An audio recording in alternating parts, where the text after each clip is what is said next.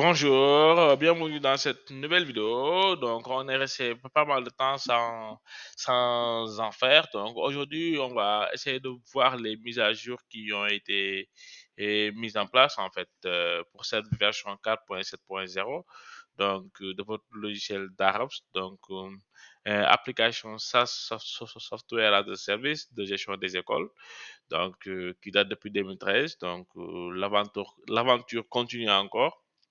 Donc, pour commencer, nous allons décrire un tout petit peu les mises à jour. Après, nous ferons des vidéos dédiées à chaque mise à jour pour expliquer comment on avait l'habitude de le faire. Voilà.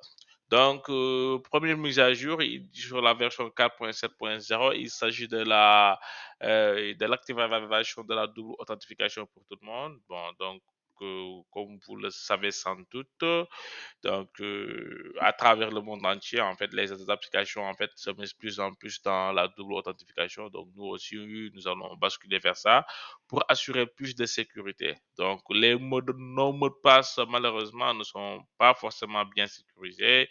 Donc, il existe beaucoup de moyens, en fait, pour parvenir à connaître votre mot de passe. Donc c'est pour ça, en fait, que nous avons décidé dans cette version 7 de rendre la double authentification obligatoire pour tout le monde.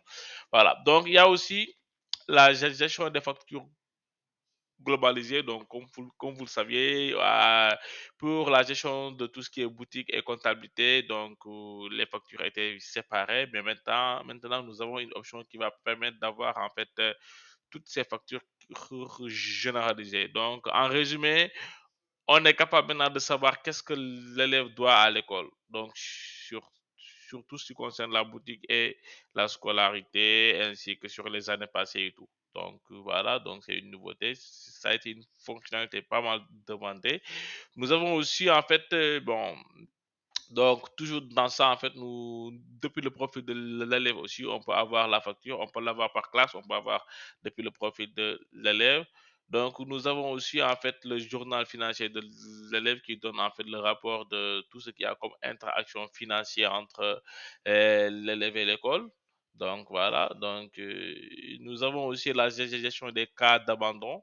Donc, pour ne pas pénaliser en fait la moyenne de la classe, il y a des cas d'abandon. Donc, ça aussi, ça a été une fonctionnalité demandée. Nous avons aussi la gestion de la réorientation pour le primaire. Donc, maintenant, c'est disponible. C'était disponible que pour les classes du lycée. Voilà. Donc, et puis, nous avons aussi la gestion des droits séparés maintenant entre l'état financier et la gestion de la paix. Donc, ça aussi, ça a été une fonctionnalité demandée. Voilà. Donc, pour chacun des cas, nous ferons sans doute une vidéo séparée pour mieux expliquer. Voilà. Donc, je vous donne rendez-vous pour la prochaine vidéo.